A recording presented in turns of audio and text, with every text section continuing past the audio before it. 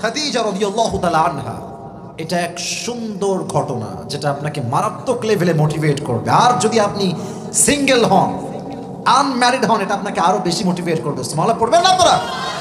খাদিজা রাদিয়াল্লাহু তাআলা আনহা যখন তার প্রথম বিবাহ হলো, তার প্রথম ঘরে একজন সন্তান আসলো, তার নাম হচ্ছে হিন্দ। সন্তান যখন হয়ে গেল, স্বামীর সঙ্গে একটা লম্বা সময় তিনি সংসার করলেন। সাডেনলি, হঠাৎ করে এক রাত আসলো এমন, যেই রাতে তার স্বামী প্রচন্ড অসুস্থ হয়ে সেই রাতে ইন্তেকাল করল। একজন সন্তান হিন্দ আছে, স্বামী মারা গেল। স্বামী মরলে কি মেয়েদের কষ্ট লাগে না যুবক ভাইয়েরা? বলো, লাগে কি লাগে না? লাগে। বাট তিনি ধৈর্যশীল ছিলেন, ভেঙে পড়েন নাই। সেকেন্ড টাইম আবার তিনি বিয়ে করলেন আরেকজন যুবককে। কয়েকদিন, কয়েক মাস সংসার হলো, সেখান থেকে একটি সন্তান আসলো। কষ্টের বিষয় হচ্ছে আমার কক্সবাজারের ভাইয়েরা, এই স্বামীও মাত্র কয়েকদিন পরে তিনিও মারা গেলেন।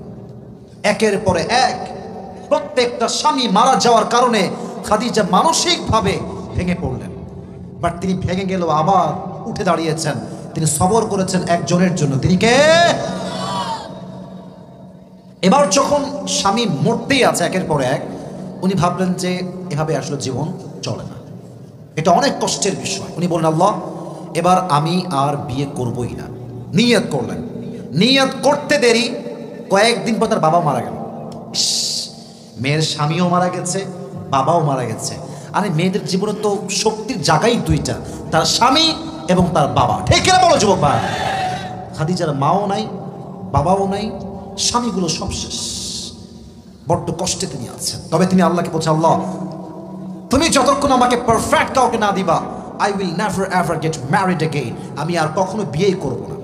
এবার খাদিজা রাদিয়াল্লাহু তাআলা আনহা দীর্ঘ লম্বা সময় ধরে ব্যবসার কাজ শুরু করলেন। বাবার ব্যবসা, লক্ষ কোটি টাকার বিজনেস তার বাবার ছিল। পুরো দেশ জুড়ে সে ব্যবসা ছিল। হাজার হাজার টাকার ব্যবসা সে একা সামলিয়েছে, কোটি টাকার ব্যবসা একাই সামলিয়েছে। বাট হঠাৎ করে তিনি একদিন রাতে ঘুমালেন। ঘুমে তিনি স্বপ্ন দেখছেন আকাশটা পুরোটাই অন্ধকার, কিন্তু হঠাৎ করে দেখছেন পুরো আকাশ এবং পুরো জায়গা অমাবস্যার রাতের মতো অন্ধকার ছিল। বাট এমন একটা চাঁদ আকাশে আছে, ওই চাঁদটা খাদিজার বুকের দিকে নেমে আসছে। আর ওই চাঁদের এতটা আলো, ওই চাঁদের আলোতে পুরো মদিনার জমিনটা আলোকিত হয়ে গেছে। সুবহানাল্লাহ পড়লেন না? উনি ভাবলেন যে এই স্বপ্নের ব্যাখ্যাটা আসলে কি, এটা আমি কি দেখলাম স্বপ্নে। সকালবেলা তিনি উঠেই তার চাচা ইসমুহু ওয়ারাকা বিন নাফেল, চাচা যান, এই স্বপ্ন দেখেছি, দেখলাম যে চাঁদটা ভেঙে আমার বুকের দিকে নেমে আসছে। What is the explanation of this dream? এই স্বপ্নের ব্যাখ্যা কি হবে, আপনি আমাকে বলে দেন। চাচা বলছে, দাঁড়াও, আমাকে একটু গবেষণা করতে হবে। তিনি তাওরাত খুললেন, ইনজিল খুললেন, ব্যাখ্যা পড়ে তিনি বললেন, খাদিজা, মাশাআল্লাহ, গুড নিউজ ফর ইউ, সুসংবাদ তোমার জন্য। কি সুসংবাদ? বলেন আমাকে, বলেন আমাকে, কি সুসংবাদ বলেন। বলছে, আমি তাওরাত পড়ে, ইনজিল পড়ে বুঝলাম আল্লাহ তাআলা তোমার জন্য শেষ নবীকে তোমার স্বামী হিসেবে গ্রহণ করতে চলেছে। সুবহানাল্লাহ পড়বেন না? এই কথা শুনে যে এত খুশি হলেন, উনি ভাবলেন, এই তো আমি আমার স্বপ্নের পুরুষ মনে এবার পেয়ে যাবো, আমার মনে আর কোনো কষ্ট হবে না। এবার তিনি দিন গুনতে থাকলেন যে কবে আসবে আমার সেই স্বপ্নের পুরুষ মুহাম্মদুর রাসূলুল্লাহ সাল্লাল্লাহু আলাইহি ওয়াসাল্লাম। একদিনের কথা, তিনি বাসায় বসে আছেন, তিনি শুনলেন একজন যুবকের কথা, যিনি নিউ এই বিজনেস লাইনে এসেছেন, ব্যবসা করেন, বাট তিনি নিজে ব্যবসায়ী নন, মানুষের ব্যবসা তিনি সামলান। তার এতটা বিশ্বস্ততা ছিল, পুরো মদিনায় তার নাম ছিল আল আমিন। সুবহানাল্লাহ পড়বেন না আপনারা সবাই? তো এত প্রশংসা শুনে তিনি ভাবলেন যে লোকটা আসলে কে, আমার সাক্ষাৎ করা লাগবে। তো উনি একজনকে দিয়ে বললেন যে তুমি ওনার কাছে যাও, গিয়ে পেগাম দাও যে তোমার জন্য একজন বড় ব্যবসায়ী অপেক্ষা করছে, ব্যবসার জন্য কথা বলবেন। কিন্তু উদ্দেশ্য কিন্তু ব্যবসা না, উদ্দেশ্য হচ্ছে ওনাকে দেখবেন যে আসলে তিনি কে, তিনি কি সেই পুরুষ কিনা যে পুরুষকে আমি স্বপ্নে দেখেছি। অবাক করার বিষয় হচ্ছে, নবী যখন তার ঘরে আসলেন, মানে খাদিজার ঘরে, নবীর চেহারা এতটা নূর ছিল, এতটা সুন্দর তার চেহারা ছিল। খাদিজার ঘরে যখন তিনি প্রবেশ করেছেন, তার পুরো ঘরটা নূরে নূরান্বিত হয়ে গেছে। বলেন তো যুবক ভাইয়েরা, মুরব্বী আব্বাজানরা, আমার নবীর মতো সুন্দর, সুদর্শন, হ্যান্ডসাম, অ্যাট্রাকটিভ, এতটা সুদর্শন পুরুষ, সুন্দর পুরুষ দ্বিতীয় আর কেউ কি হতে পারে? যাদের চেয়ে সুন্দর তুমি, নবী আমার কামলিহি ওয়ালা। সুবহানাল্লাহ পড়বেন না আপনারা? দো জাহানের বাদশাহ তুমি, প্যারা নবী সাল্লে আলা। দো জাহানের বাদশাহ তুমি, প্যারা নবী সাল্লে আলা। যাদের চেয়ে সুন্দর তুমি, নবী আমার কামলিহি ওয়ালা। সুবহানাল্লাহ নাই সবার মুখে? লম্বা দেহ, সুদর্শন পুরুষ, বুকে গোস্তে ভরা, চেহারায় চাপ দাড়ি। ওয়াকানা রাবাতাম মিনাল কওম লাইসা বিতাওয়িল ওয়ালা বিলকসির। The prophet was medium of height, neither tall nor short. উনি খুব লম্বাও না তাল গাছের মতো, আবার খুব বেশি শর্ট না বাটুও নয়। এতটা সুন্দর চেহারা দেখলেই মানুষের মনটা পাগল হয়ে মাতোয়ারা হয়ে যেত। সুবহানাল্লাহ পড়েন আপনারা? উনি ভাবলেন যে ইনি মনে হয় আমার সেই স্বপ্নের পুরুষ। এত সুদর্শন পুরুষ তো আমি আমার জীবনে, I have never ever seen this kind of male anymore in my life. আমি তো জীবনে এত সুন্দর পুরুষ কখনোই দেখি না ভাই। কিন্তু ভাই, আমরা পুরুষ মেয়ে পছন্দ হইলে সরাসরি গিয়ে বলতে পারি, সে সাহসটা আমাদের মাঝে আছে। কথা ঠিক কিনা আগে বলো যুবক ভাই? মেয়েরা কিন্তু পারে না। মেয়েদের জন্য এটা এতটা হাসতেছে, তাই না? খুব হাসি আসতেছে, কথা কিন্তু সত্য। মেয়েরা সহজে পারে না, তারা জন্মগতভাবে একটু লজ্জাশীল হয়। তো খাদিজা এখন কেমনে বিয়ের প্রস্তাব দেবে, সেটা মেয়ে মানুষ টেকনিক দেখেন। খাদিজা কতটা বুদ্ধিমতী ছিলেন, এতটা বুদ্ধিমতী তিনি ছিলেন, আপনি অবাক হবেন। উনি বললেন যে কি করা যায়, এবার একটু প্ল্যান করলেন, প্রোগ্রাম।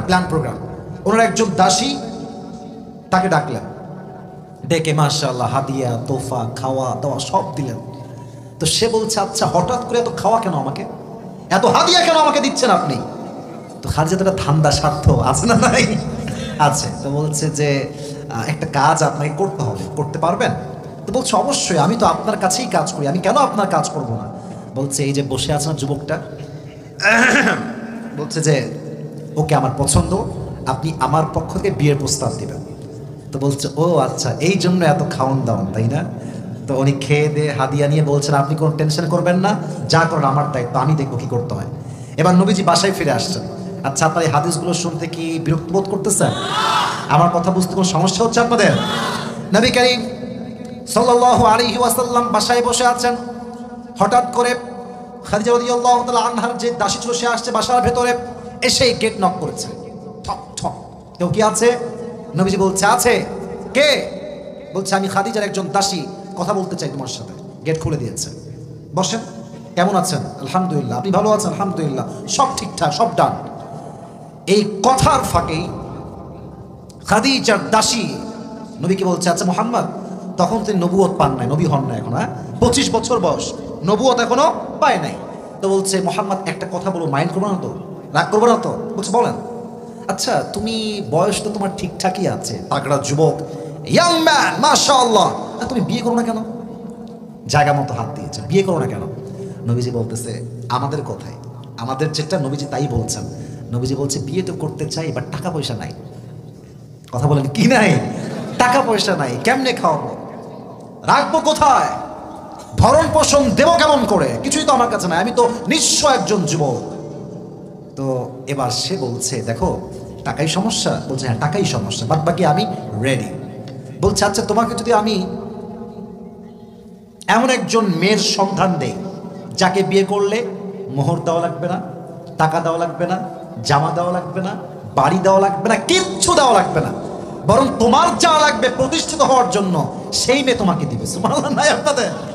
তো নবীজি বলছেন এটা আবার কেমন কথা, মেয়েই সব আমাকে দিবে, এটা আবার কেমন মেয়ে? মাসমুহা, সে মেয়ের নামটা কি আমাকে বলেন। এবার সে সুযোগ বুঝে উত্তর দিয়ে বলছে মুহাম্মদ ইসমুহা খাদিজা, তার নাম হচ্ছে খাদিজা। এই কথা শুনে নবীজি মুচকি হাসি দিয়েছেন, এই জন্য কারণ নবীজি নিজেও প্রথম থেকেই খাদিজাকে মনে প্রাণে পছন্দ করেন। সুবহানাল্লাহ পড়েন আপনারা। কিন্তু বলবে কেমন করে, কারণ তিনি হচ্ছেন বড় ঘরের মেয়ে, আর নবীজি একজন ইয়াতিম ছেলে, টাকা পয়সা কিচ্ছু নয়। তবে তিনি বললেন দেখেন, আমি তো বিয়ে করতে চাই, কোনো সমস্যা নাই, বাট বিয়ের জন্য আব্বা আম্মা তো লাগে, লাগে না যুবক ভাইরা? বলো বলো বলো। আব্বা আম্মা, ভাই ব্রাদার, ফুফা যে আছে লাগে। তিনি বললেন আমার তো আব্বা আম্মা কেউ নেই, আমার আপন বলতে আমার একজন আছেন, তিনি হচ্ছেন আমার চাচা আবু তালেব। আমার অডিয়েন্স খুবই অ্যাক্টিভ, জানে মাশাআল্লাহ। আবু তালেবকে নিয়ে আমি আসবো, আমাকে এখন সুযোগ দাও। এবার নবী করিম সাল্লাল্লাহু আলাইহি ওয়াসাল্লাম আবু তালেবকে নিয়ে গেলেন। ওদিক থেকে ওয়ারাকা বিন নাফেল আসলো, আরও একজন আসলো, মোটামুটি 4-5 জন মিলে একত্রিত হলেন। এখন বলেন, বিয়ের জন্য মোহরের দরকার আছে না নাই? আওয়াজটা মরে গেছে, জোরে শুনে আছে না নাই? মোহর কি দেওয়া যায়? নবী তো ইয়াতীম মানুষ, টাকা পয়সা কিচ্ছু নাই। তো চাচা বলছে, খাদিজা আমার ভাষণ দিচ্ছে, ভাষণ সবার সামনে, খাদিজা আমি তোমাকে মনে প্রাণে বিশ্বাস রেখে একটি বাক্য বলছি, ভালো করে শুনবে। আমার ভাতিজা এমন একজন ভাতিজা, আমি চাচা হিসেবে গ্যারান্টি দিয়ে বলতো, আমার ভাতিজার মতো বিশ্বস্ত যুবক এই তল্লার ভিতরে কেউ হইতে পারে না। সুবহানাল্লাহ পড়বেন না আপনারা? তুমি এমন একজন বিশ্বস্ত যুবককে পেয়েছো, তুমি কি খুশি? বলছে হ্যাঁ আমি অনেক খুশি। তো খাদিজা আমরা তো গরিব মানুষ, তোমার মতো ধনী মানুষটি খুশি আমরা কোনোভাবেই করতে পারবো না, তবে আমার ভাতিজার পক্ষ থেকে মোহর হিসেবে আমি তোমাকে 20টা উট দিলাম। কয়টা উট? জোরে বলেন, কয়টা? 20টা উট। উনি গ্রহণ করলেন খুশির সাথে। আর আজকালকার মেয়েরা, বাবারা, মোহর তৈয়ারি বহুত দূর কি বাত है, বাবারা আজকাল টাকা থাকলে মেয়েকে টাকলার সঙ্গে বিয়ে দিয়ে দেয়। টাকা দেখছো না মাঝে মাঝে ফেসবুকে তোমরা, কোন বুইরা বেড়ারে বিয়ে করছে, কোথাও কোন মাইয়া, হ্যাঁ? তো বলতেছে কেন বিয়ে করলেন? আমি এটাকে ফিল করতে পারি। ফিলের গোষ্ঠী কিলাই, কিসের ফিল এইটা? তোমার বুইরারে ফিল হয়, তাই না? ফাইজলামের লিমিট থাকা দরকার। আমার একটা লজিক আছে, শুনবেন? লজিকটা শুনবেন? আচ্ছা, এই যে মেয়েরা বলে যে আমার মুরব্বী আব্বা যান, প্লিজ ডোন্ট মাইন্ড, রাগ করেন না, আগেই মাফ চাচ্ছি। এরা বলে কি, মুরব্বীকে আমার ভাল লাগছে না, বুড়িটাকে ভাল লাগছে। সোজা কথায় আমার কথা একটা, তোদের দিন শেষে খালি টাকাওয়ালা বুড়াকে ভাল লাগে কেন? গরিব বুড়াটা ভাল লাগে না? ও খালি টাকা ভালো লাগে, তাই না? সব ভালোবাসা দেখবেন যেই বুড়িটা টাকা আছে তার প্রতি। তো কক্সবাজারে অনেক মুরব্বী আছে, এখানে এদেরকে ভালোবাসতে মন চায় না তোমার, তাই না? ও আমরা বুঝি এটা কোনো ফিলিংসের ব্যাপার নয়, এটা সব হচ্ছে টাকার খেলা, ঠিক কিনা বলো? এদেরকে হেদায়াত দান করো, আমিন। তো উনি 20টা উট নিলেন মোহর হিসেবে। এবার বলেন, বিয়েতে একটা খাওয়া দাওয়ার আয়োজন, ওয়ালিমা আছে না নাই? কি খাওয়াবে? টাকা নাই, পয়সা নাই, কিচ্ছু নাই নবীর কাছে। খাদিজার মন কত বড়, বলছে আমার কাছে 20টা উট আছে, এই 20টা উট নিয়ে যাও এবং এটাকে আমাদের বিয়ের ওয়ালিমা হিসেবে জবাই করে দাও। সুবহানাল্লাহ পড়ে। এবার 3 কবুল হয়ে সব বিয়ে ঠিক, ডান, সব নিকাহের আক্ত সম্পূর্ণ হয়ে গেল। যখন বাসর রাত আসলো, এবার আসেন আমার হাদিসের মূল মেসেজটা আমি এখন দেব। নবীজি ডান পাশে বসে আছেন, খাদিজা বাম পাশে বসে আছেন, দুইজন একই খাটে একই জায়গায় বসে আছে। এবার খাদিজা নবীকে সম্মানের সাথে ডাক দিয়ে বলছেন, আপনি কি জানেন যে আজকে আমি আপনাকে স্বামী হিসেবে কেমন করে পেয়েছি? বলছে না, তা তো জানি না। খাদিজা বললেন, আমার আগের সব স্বামী মারা গিয়েছে। আমি বলেছিলাম, আল্লাহ আমি ধৈর্যশীল হলাম, যতক্ষণ পর্যন্ত তুমি আমাকে না দিবা আমি ততক্ষণ পর্যন্ত বিয়ে করব না। আমি ধৈর্যশীল ছিলাম, এই সবরের বিনিময়ে, ধৈর্যের বিনিময়ে আপনার মতো আল্লামিন বিশ্বস্ত যুবক শেষ নবীকে আল্লাহ তাআলা আমি খাদিজার স্বামী হিসেবে কবুল করে নিয়েছেন। Only one reason, and that is সবর, ধৈর্য। এজন্য যাদের বউটাও নাই আর যেই মেয়েদের স্বামী নাই, ওয়েট অ্যান্ড সি, খেলা হবে আগামীতে, এখনই ভেঙে পড়া যাবে না। মেরে দোস্ত, ये दिन ही दिन नहीं है, दुनिया में और भी दिन बाकी है। এজন্য আজকে যারা সিঙ্গেল দেখে তোমার টিটকারি মারে, কি রে তোর বউ কবে হবে রে, বলবা বেটা তোর চেয়ে সুন্দরী বউ আল্লাহ আমাকে দিবে, তাই আমি অপেক্ষায় আছি। আর ধৈর্যের ফল সবসময় মিষ্টি হয়ে থাকে। এজন্য কারো মন্তব্যে কান দিবা না। আর যে বন্ধু বিয়ে করে ফেলেছে ওকে বলবা, মারহাবা দোস্ত, তোর ছেলে হবে কবে তাই বল, আমার বইয়ের খবরটা আমি জানি আর আল্লাহ জানে, ঠিক কিনা বলেন? এজন্য যখনই এগুলো নিয়ে টেনশনে হবে, বউ হবে কবে, মেয়েদের স্বামী হবে কবে, টেনশন করবেন না। খাদিজার মতো ধৈর্যশীল হন, সঠিক সময়ে সঠিক উত্তম জীবন সঙ্গী আপনাকে দিবে একজন, তিনি কে? এই ছিল নবীর সঙ্গে খাদিজার বিবাহের স্টোরি। এখান থেকে আমরা শিখলাম, জীবন সঙ্গী যাচাই বাছাই করার ক্ষেত্রে একমাত্র ধৈর্য ছাড়া দ্বিতীয় কোনো পথ হতে পারে না, ঠিক কিনা বলেন?